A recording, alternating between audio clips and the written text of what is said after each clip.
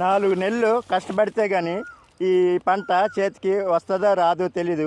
ఇప్పుడు తుఫాన్ అంటున్నారు, వర్షం అంటున్నారు, నువ్వుకు నూరుగా అంటారు. అలాగే ధాన్యం అయితేనేమి, జొన్న గింజలు అయితేనేమి మద్దతు ధర ఉన్నప్పుడు ప్రభుత్వం ప్రకటించినప్పుడు రాష్ట్ర ప్రభుత్వం ఎందుకు కొనలేకపోతుంది? ఎంతసేపు సోది చెప్తారు. రైతులకి పెద్దపీట, రైతులకి శుభవార్త, రైతులకి న్యాయం చేస్తాం, రైతు పక్షపాతం ప్రభుత్వాలు.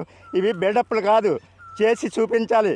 అసలు మా వ్యవసాయ శాఖ మంత్రి ఎవరు అనేది మాకు తెలీదు, ఎక్కడ ఉంటారో తెలీదు, ఏ జిల్లాలో ఉంటారో తెలీదు.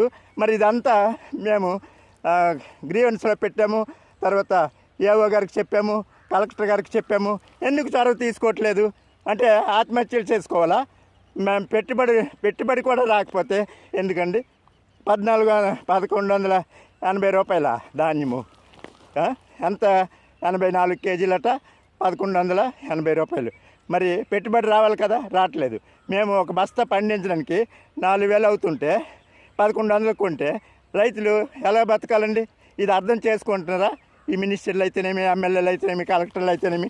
ఇలాగైతే నెక్స్ట్ భవిష్యత్తు ఉండదు ఎవరికి. మేమే కానీ రైతులను బాయ్కట్ చేస్తే ఏంటి మీ పరిస్థితి చెప్పండి?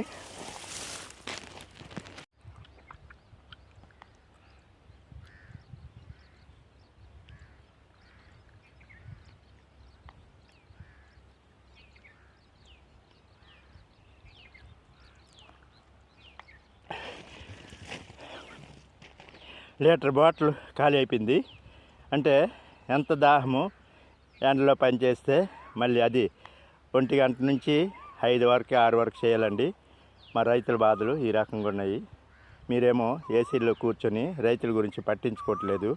మినిస్టర్లు అయితేనేమి, కలెక్టర్లు అయితేనేమి, ఎవరైతేనేమి, అధికారులు అయితేనేమి మీకు ఈ మధ్యాహ్నం అవగానే క్యారేజీలు ఓపెన్ చేస్తారు. అది ఎవరు పండిస్తున్నారు, ఎక్కడి నుంచి వస్తానని ఒక్కడైనా ఆలోచిస్తున్నారా? ఎవరు ఆలోచించట్లేదు.